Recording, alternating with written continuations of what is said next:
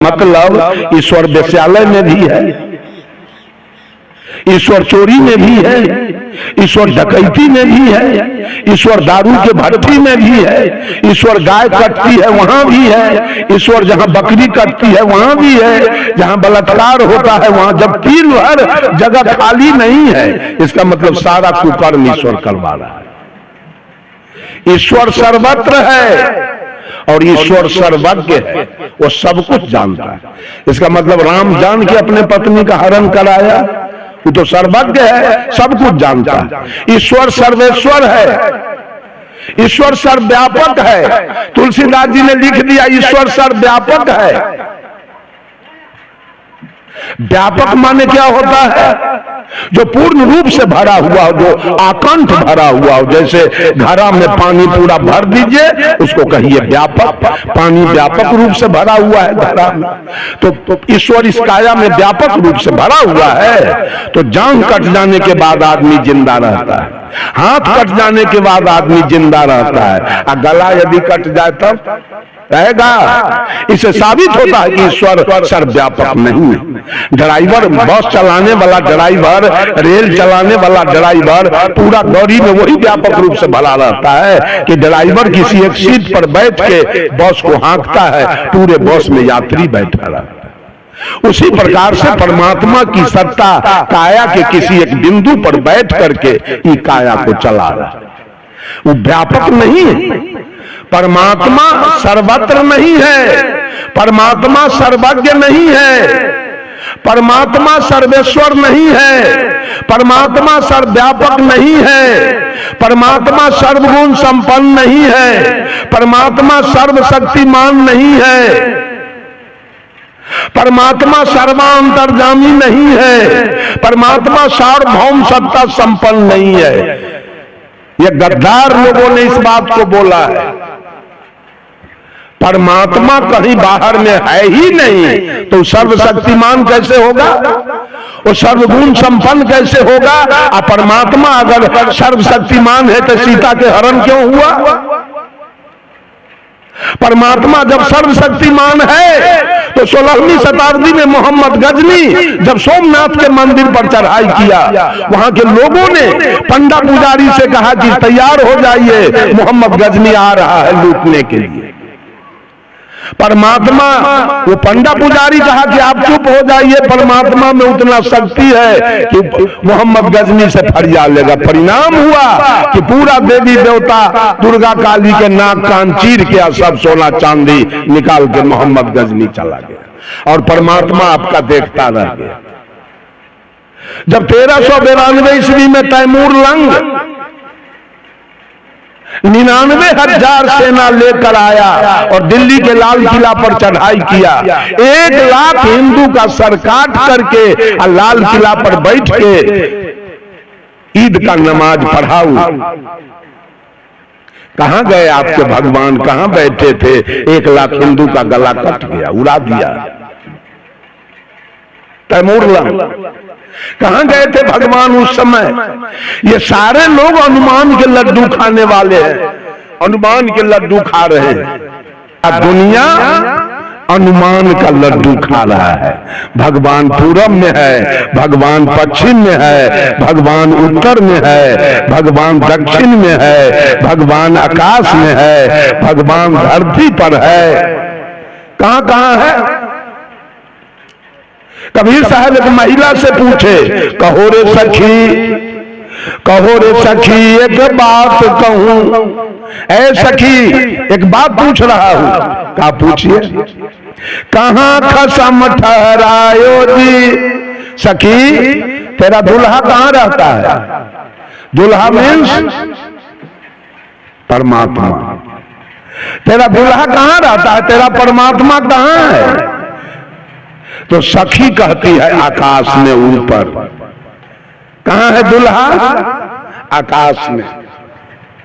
तो साहेब कबीर का है दुल्हा आकाश, और दुल्हन कहां है? दुल्हा आकाश में है, और दुल्हन कहां है? दुल्हा आकाश, पाताल में दुल्हन कैसे कछो मिटायो जी। दुल्हा हो पंजाब में और दुल्हन हो कैथोलिया में, क्या वो बाल बच्चा होगा? दुल्हा है आकाश में और दुल्हन सब है धरती पर। क्या वो काम बनने वाला है दुल्हा से? बनेगा कुछ है बनने वाला? सब आदमी गुलाम बन गया है पंडित के। ये सारे गुलाम बैठे हैं, मालिक नहीं बैठे हैं, ये सारे गुलाम बैठे हैं। ये वेद के गुलाम हैं और पंडित के गुलाम है, दोनों के गुलाम बैठे हैं। उनके बिना इनका कवित करेंगे मंच पर, खूब कबीरपंथी सब मंच पर कानून बुकनी करेगा। और जब बेटी के विवाह होगा तो उसको बुला के लाएगा। जब बेटा का विवाह होगा तो उसको बुला के लाएगा। माँ मरेगी तो उसको बुला के लाएगा और बाप मरेगा तो उसको बुला के। उसके बिना इसका काम नहीं चलने वाला है। एक दिन हमारे गुरुजी आचार्य श्री धर्म स्वरूप साहब जीवन ज्योति केंद्र पूर्णिया कोट में उनका मठ है। वहां एक्सप्रेस गाड़ी पहले नहीं रुकती थी, अब तो रुक रही है। वहीं से खुलती है आपको जनहित पूर्णिया कोट से, जहां साहब गुरु जी का मठ है, वहीं से खुलती है आपको ये जनसेवा। जानकी भी अब वहां रुक रही है। पहले गुरु जी को कहीं जाना पड़ता था तो जाते थे पूर्णिया जंक्शन, वहां जाके गाड़ी पकड़ते थे। साहब जी गए पूर्णिया, जाड़ा का समय था। एक संभ्रांत परिवार का बूढ़ा 80-85 बरस के, ऊनी के कुर्ता, ऊनी के बंदी, मुफलर, टोपी लगा के, चश्मा, खादी के धोती, चमड़ा वाला जूता, मोजा लगा के प्लेटफार्म पर बैठ के अखबार पढ़ रहा था। गुरु जी बैठ गए बगल में जाके। पढ़ते पढ़ते अखबार वो बुढ़वा एक बेर सीट पर से उलट गया नीचे। हल्ला हो गया, क्या हुआ? मिर्गी आ गया। सब लोग दौड़ के आए, बाबा क्या हुआ, क्यों गिर गए? गिरा क्यों मालूम है?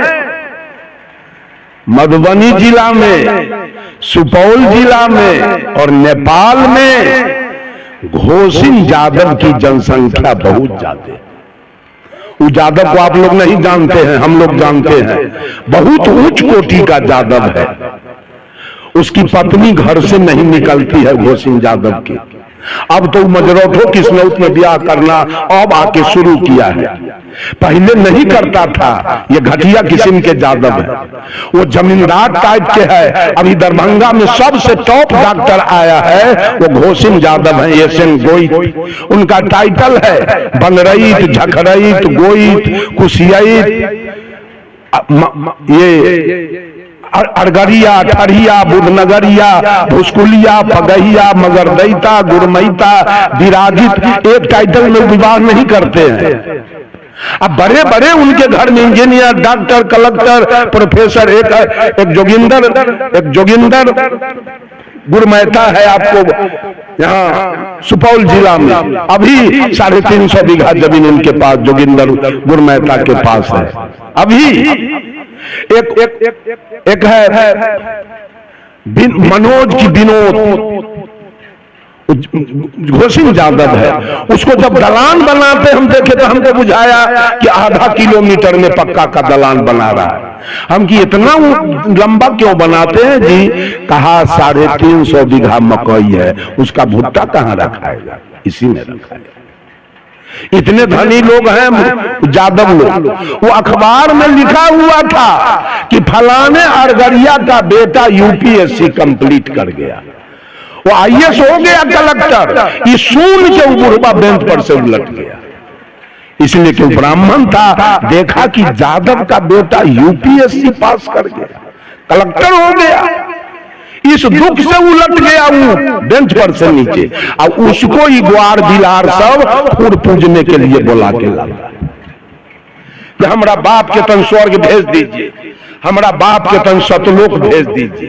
अरे उसको बस चले तो आपके बाप को 80 कुंड नरक में भेज देगा, ग्वार के सतलोक भेजेगा। इतना बुर्बक है। सोलगन को भेजता है सतलोक, अब बैकुंठ और स्वर्ग में। ये कबीरपंथी सब नहीं सुधरने देगा देश दुनिया के। बाम से बला सुधार देगा, लेकिन कबीरपंथी से नहीं सुधरने वाला। मैं जाता हूं बाम सेफ के कार्यक्रम में, बराबर भागी लेता हूं बाम सेफ में, हर जगह जा जा करके। वो सुधार देगा देश को, लेकिन कबीरपंथी अपना लोभ के चलते नहीं सुधारने देगा कबीर मत को कभी।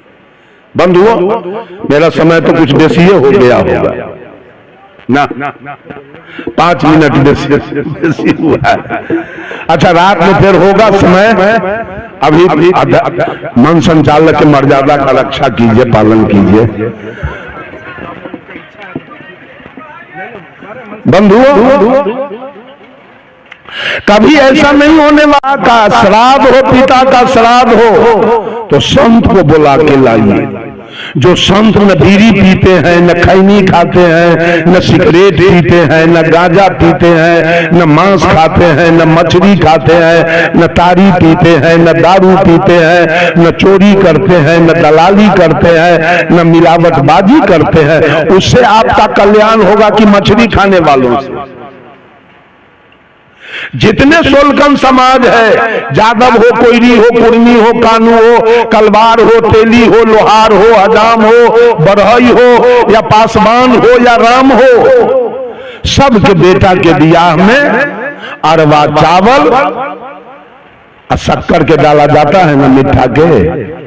अमीर है तो मिश्रियों ले जाता है, लेकिन पता कर लीजिएगा ब्राह्मण के बेटा के बियाह में रोहू मछली के डाला जाता है। उसको ही कबीरपंथी बुला के लाता है, बुझ गए? उसको ही कबीरपंथी बुला के लाता है। सोलकन के बेटा बेटी के बियाह में क्या बरियतिया को मिलता है भोजन मालूम है? ललका उजर का बुनिया जिलेबी। लेकिन बाभन के बेटी के में जब तक खांसी न कटाएगा और रजपूत में खांसी न कटाएगा तब तक बियाह होने वाला नहीं। वो आपको उद्धार करेगा। अभी दुर्गा जी के सामने पंडित लोग अरबों खरब बकरा कटवा दिया है, अभी कटवाया है। साहब कबीर ने कहा सुगई पापी को प्रणाम करता है, डोम मिले तो उसको प्रणाम कर लीजिए, डोम के गले में कंठी है तो उसको साहेब बंदगी कीजिए, लेकिन इसको मत प्रणाम पंडित जी कहिए। आशीर्वाद देते देते जजमान को धरती पकड़ा दिया। अपना बेटा के इंजीनियर बनाया, डॉक्टर बनाया, प्रोफेसर बनाया, कलेक्टर बनाया। आज जादव के बेटा से और जोतवाया, भैंसी चरवाया। आशीर्वाद देके चरवाहा बना दिया, हरवाहा बना दिया, घसवाहा बना दिया। आशीर्वाद देते थे। एक जादव जी थे, जादव जी थे, और आसिन का यही महीना था, तर्पण होता है ना, तर्पण। तो जादव जी अमीर भी थे और बदमाश भी थे, नेता टाइप थे। उन्हीं के यहाँ तर्पण कराने गए पंडित जी। जादव जी के घर से 1/2 किलोमीटर जब बचा तो झोरा में हाथ दिए तो कुछ तो है ये नहीं। अब क्या होगा? पंडित जी सोचे वो तो जादव जी बिना हमारा गाल फुलैले छोड़ेगा नहीं, अब कुछ है नहीं। आई 3-4 किलोमीटर के जाएगा अब कुछ लाने। उसी जगह खड़ौरी था, उसी में पंडित जी कतरा उखाड़ लिए। कतरा उखाड़ के उसी में गिरा उड़ा पार के कुश के जैसा बना दिया। गए और जादव जी के उंगली में पहना दिया। कहा पढ़िए मंत्र। जादव जी मंत्र पढ़े, कहे पंडित जी ये तो कुश नहीं लगता है, ये तो कतरा लगता है। तो क्या कहा? अहिर गरेरियम कतरम कुशम। ग्वारा गरेरी के लिए कतरे कुश होता है, पढ़िए। अहिर गरेरियम कतरम कुशम। बेचारा जादव जी को मालूम नहीं था, पढ़ लिया अहिर गरेरियम कतरम कुशम। पढ़ लेने के बाद पंडित जी का है अब हमको दक्षिणा दीजिए, दूसरा आदमी के यहाँ जाएंगे तर्पण कराने। तो यादव जी का है पंडित जी अभी तो पैसा नहीं है। अरे तो कुछ औने पानी दे दीजिए। यादव जी तराजू लिए, अब बेरी में से दोनों तराजू के पल्ला पर 5-5 किलो गेहूं के भूसा लेकर के लीजिए।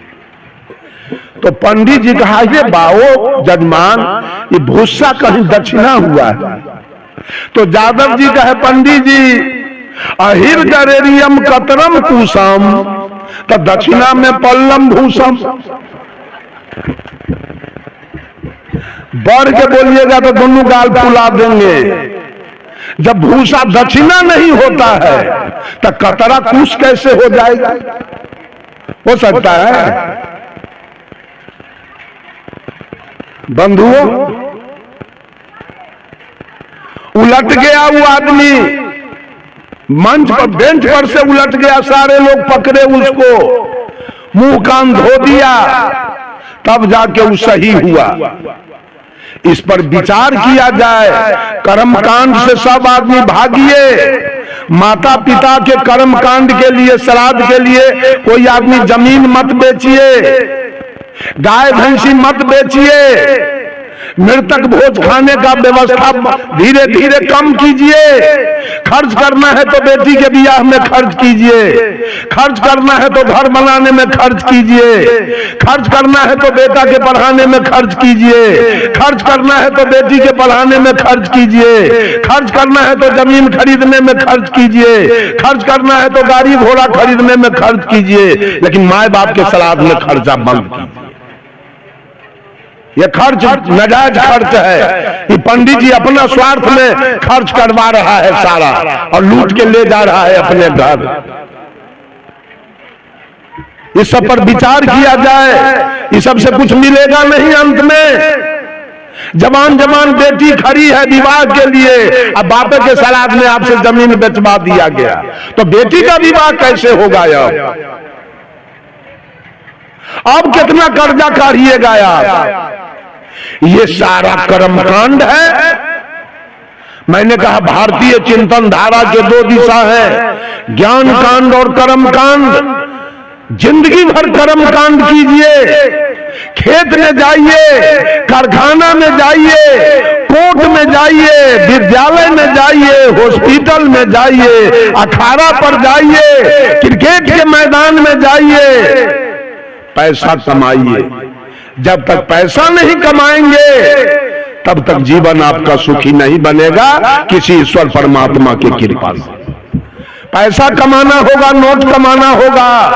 नोट कमा करके हाँ जब सब काम से रात्रि में निश्चिंत होइए तो कुछ ज्ञान का चर्चा कीजिए, कुछ ज्ञानियों के निकट बैठ जाइए, कुछ अध्यात्म की चर्चा कीजिए। जिस समय कोई काम धाम नहीं है, आ गए हैं खेत से, आ गए हैं कारखाना से काम करके, तो कर्म से सुख मिलेगा, कर्म से सुख मिलेगा, अज्ञान से शांति मिलेगी। कर्म से शांति नहीं मिलेगी, कर्म से शांति नहीं मिलेगी। कर्म से केवल सुख मिलेगा, रोटी मिलेगा, कपड़ा मिलेगा, मकान मिलेगा कर्म से, और ज्ञान से शांति मिलेगी। तो एक बात बताइए, सुख बड़ा है कि शांति बड़ा है? आप नीमक रोटी खा के सो जाइए, और घर में यदि प्रेम है, शांति है, तो रात्रि बीत जाएगी एकदम शांति से। और खीर पूरी खा के सोए हैं, 500 बीघा जमीन है, और रात भर आपके घर में दंगल हुआ सास पुतोह में, तो रात कटेगा नरक के समान। के मरेगा और कौन कटेगा, कौन जलेगा, इसकी कोई गारंटी नहीं रहेगी आपके घर। शांति के लिए ज्ञान चाहिए और सुख के लिए कर्म चाहिए। शांति के लिए धर्म चाहिए और सुख के लिए कर्म चाहिए। कर्म करेंगे जीवन सुखी होगा, धर्म करेंगे अविचल शांति प्राप्त होगी आपके जीवन। शांति कर्म कांड से नहीं मिलेगा, शांति ज्ञान से मिलेगा। किसी महापुरुष के निकट में बैठिएगा। एक बार हमारे बगल में वो दादा के रिश्ता में हमारे लगते हैं। देवेंद्र राय उनका नाम है। ऐसे लोग देवेंद्र दास कहता था। उनका बेटो पटना में डॉक्टर है और पुतोह भी डॉक्टर है पटना में। हमारा दियादी में लगते हैं। हमारे घर के बगल में उनका घर पड़ता है। उनके साथ मैं जा रहा था। उनका ड्यूटी था पूर्वी चंपारण रक्सौल में रेलवे में अच्छा पद पर सिग्नल विभाग में कार्यरत थे। अब वहीं कबीर पंथ के गुरु भी थे। साहब कहीं जानते होंगे सोगारत साहब, देवेंद्र साहब नाम था। एक वो लड़का धर्मवीर भास्कर वो पटना में डॉक्टर है और उनकी बहू भी पटना में डॉक्टर है। तो हमको कहे साहब चलिए रक्सौल भंडारा। उनकी चलिए, चले गए। मुजफ्फरपुर उतरे तो इन्होंने कहा कि हम तो रिटायर कर गए, एक मित्र हमारा है टीटी, वो अभी कार्यरत है, चलिए जरा उससे भेंट कर लेते। वो टीटी महोदय आप ही के हाजीपुर के बगल में धरहारा गांव है, वहीं के भूमिहार कुल के थे। उनसे गए भेंट करने और रूम में गए, दोनों बात करने लगे। हम दरवाजे पर बरामदा पर बैठ गए तो टीटी महोदय अपना व्याख्या इनको सुनाने लगा। साहब जी को दोस्त, चारों भाई में बंटवारा हो गया, कुछ हेर फेर हो गया, बेईमानी शैतानी हुआ, मारपीट हो गया चारों भाई में, चर्चर पचपच की तब मामला फौजदारी हो गया। अब मेरे ब्रेन में चैन नहीं है, मैं बेचैन होके जी रहा हूं। दरवाजे पर से कबीर साहब का एक साथी बोल दिए हम ये बात सुन के, कबीर माया बेस्या, कबीर माया बेस्या दोनों की एक जात, आवत को आदर करे जात न पूछे बात। वो टीटी तुरंत बाहर आया और हमको कहा ये साथी हमको लिखाइए। मैंने उसको लिखा दिया और टीटी ने कहा कि कल मुकदमा वापस होगा और चारों भाई का झगड़ा लड़ाई कल मैं खत्म कर दूंगा। जब कबीर साहब ने धन को बेस्या से तुलना कर दिया तो ये बेस्या के लिए अब लड़ाई नहीं चलेगी, बंद हो गया लड़ाई। कल सारा झंझट मैं खत्म करूंगा।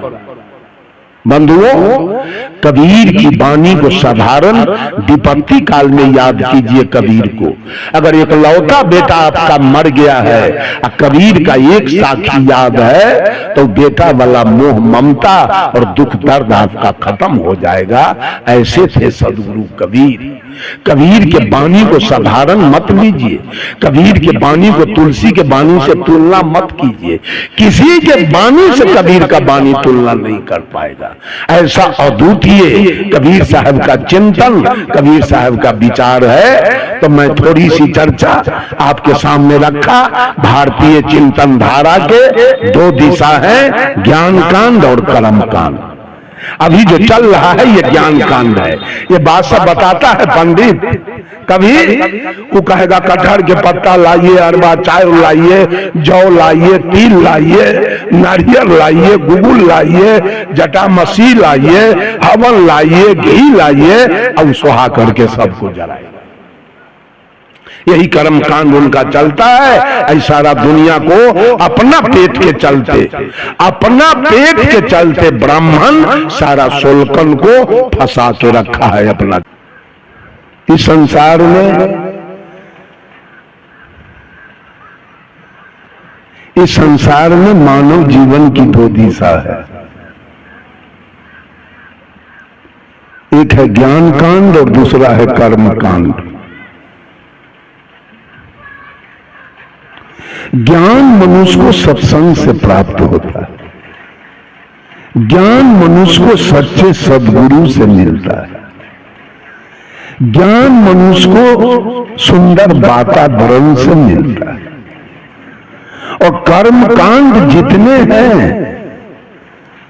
चाहे वो बेटी का विवाह हो, चाहे बेटा का विवाह हो, चाहे बेटा का मुंडन हो, चाहे जनेऊ हो, चाहे पिता का श्राद्ध हो, चाहे माता का श्राद्ध हो, चाहे घर का नींद हो, चाहे घर का उद्घाटन हो, चाहे बैद्यनाथ, जगन्नाथ, भूतनाथ, केदारनाथ हो, चाहे गंगा, जमुना, कमला, चमंगला हो, चाहे जितिया, करवा चौथ, कर्मा, धर्मा, तीज हो, चाहे छठ, चकचंदा, होली, दिवाली हो, चाहे महाविष्णु जग, महारुद्र जग, सप्तचंडी जग, अठजाम, चौपहरा हो, चाहे रामायण, महाभारत, गीता, सुख सागर, वेद, पुराण, स्मृति, उपनिषद हो,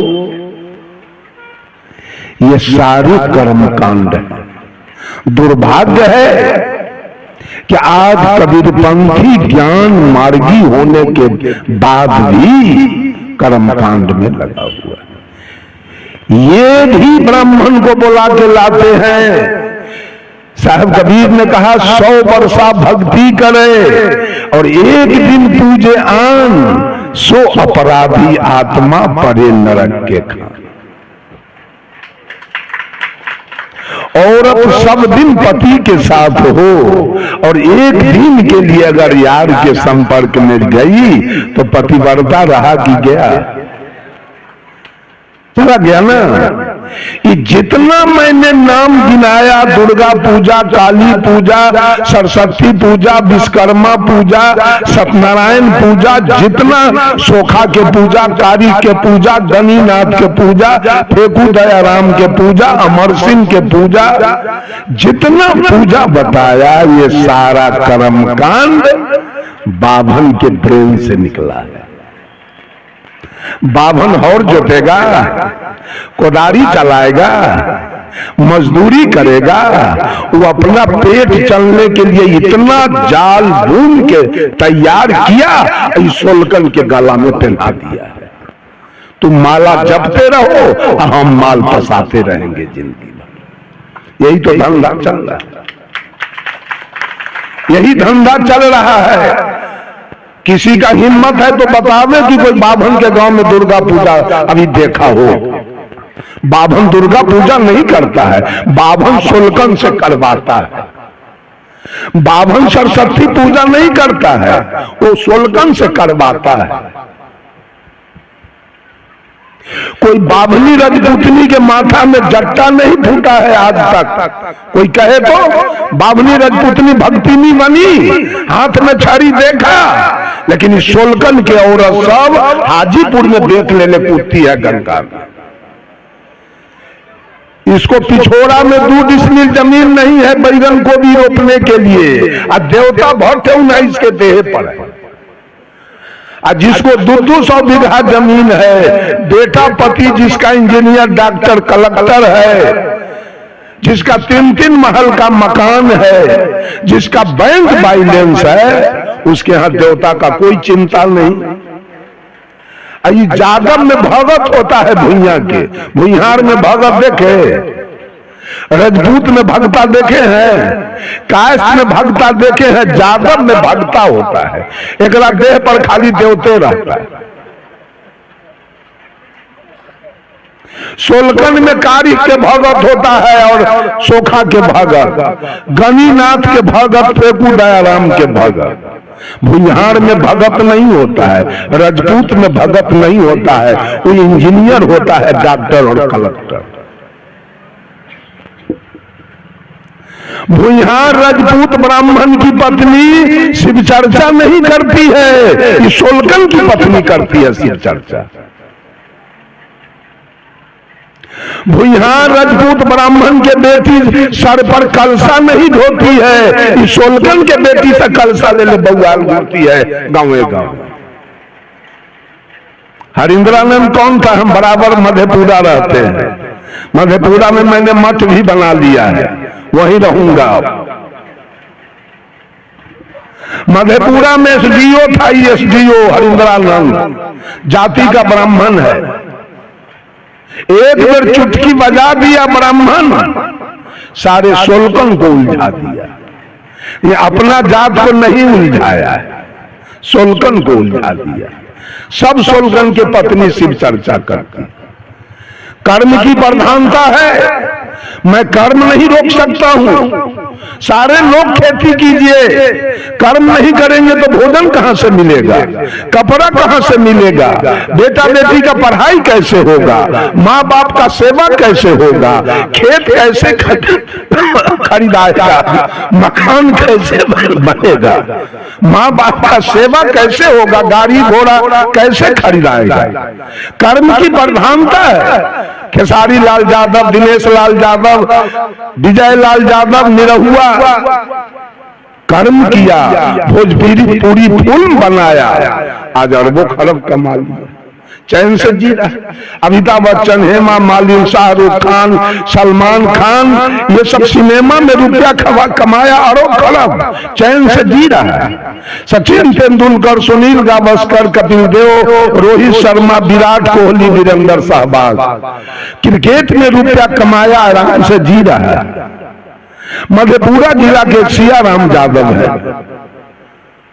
उन्हीं का ये शोभा सम्राट थिएटर सियाराम यादव का है मधेपुरा, जो जनता दल यू के जिला अध्यक्ष और उनकी पत्नी नीलम देवी, उनके हम कई एक बार सत्संग में गया, उनकी पत्नी जिला परिषद के अध्यक्ष थी, अभी नहीं, अभी वहां के बउआ यादव हैं जिनकी मां मधेपुरा जिला के जिला परिषद के अध्यक्ष है। बउआ यादव के परिवार में आप लोग नहीं मानेंगे ना, 12 वो जिला परिषद सदस्य है जीता हुआ, बउआ यादव के परिवार में 12 जिला परिषद सदस्य हैं, जिता लिया उन्होंने।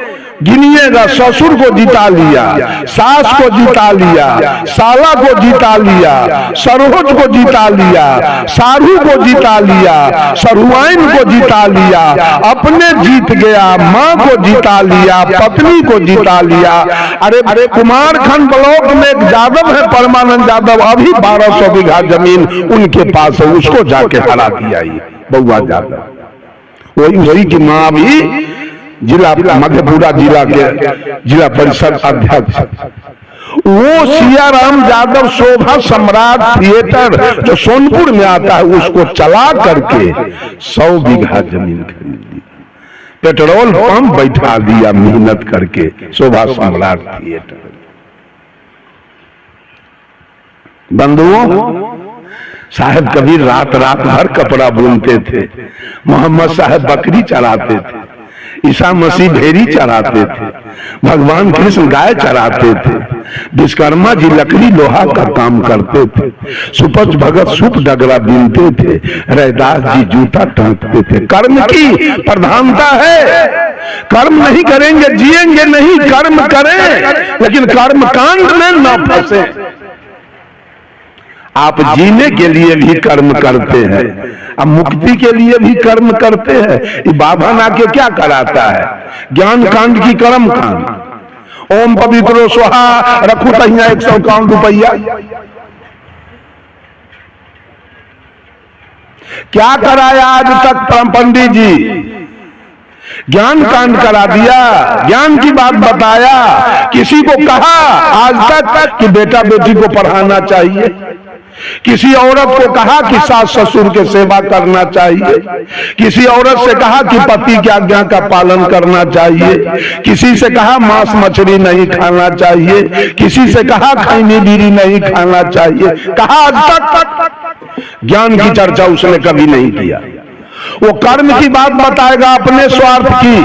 बैजनाथ धाम जाना चाहिए, क्यों? बैजनाथ धाम में उसी का गोतिया देहात बैठा हुआ है माल लेने के लिए। वो कहेगा गया जाना चाहिए, वहां भी उसी का गोतिया देहात बैठा हुआ है माल लेने के लिए। वो कहेगा जितिया करना चाहिए, करवा चौथ करना चाहिए। नाना प्रकार के कर्मकांड केवल आपको बताएगा, केवल अपना आमदनी का घर वो बताएगा। इसी में सारे लोग जाकर के उलझे हुए हैं, वेद को मानते हैं। और साहब कबीर ने कहा वेद पशु, वेद के मानने वाला एक भी मानव नहीं है, सब कुत्ता मानव है। वेद के मानने वाले पशु हैं, वो मानव नहीं है। बोलिए सब आदमी, एक आदमी बोलिए वेद किसने लिखा? वेद कौन लिखा है? वेद का बात हम क्यों मान लें? वेद की बात को हम क्यों माने?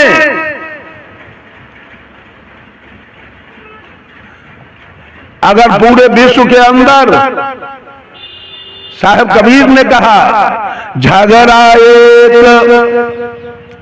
बरो हो राजा राम, जो निर्वारे सो निर्वाण,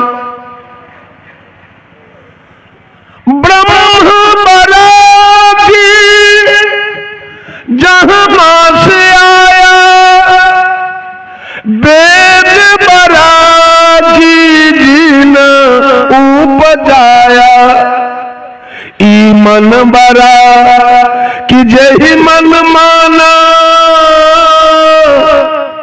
राम बरागी राम ही जाना, भर में कबीरा फिरे उदास, तीरथ बरागी तीर्थ के दास।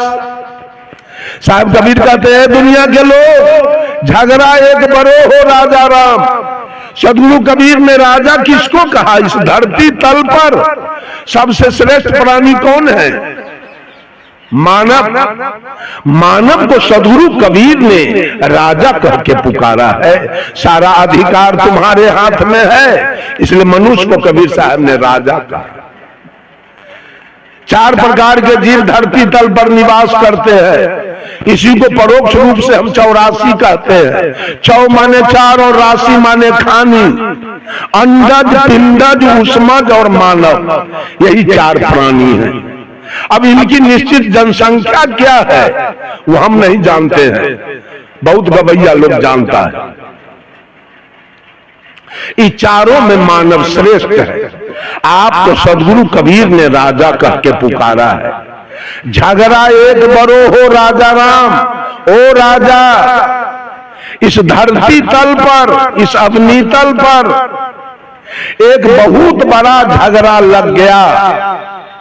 क्या लगा है? कबीर को छोड़कर और बुद्ध को छोड़कर जितने धर्म धुरंधर लोग हुए, जितने धर्माधिकारी लोग हुए, जितने धर्म के ठेकेदार लोग हुए, जितने धर्म के प्रवर्तक लोग हुए, सबने ये निश्चित कर दिया कि मानव से अलग, जीव मात्र से अलग, परोक्ष में, आकाश में एक परमात्मा की सत्ता है जिसके कृपा से पूरी सृष्टि चल रही। उसी परमात्मा के कृपा से खेती बाड़ी, बिजनेस, व्यापार, नौकरी चाकरी, माल मवेशी, बेटा बेटी, पढ़ाई लिखाई, रात दिन, अतिवृष्टि अनावृष्टि, ऋतु परिवर्तन, मन धरती तल पर जितने भी कार्य हो रहे हैं वही परोक्ष ईश्वर की कृपा से। और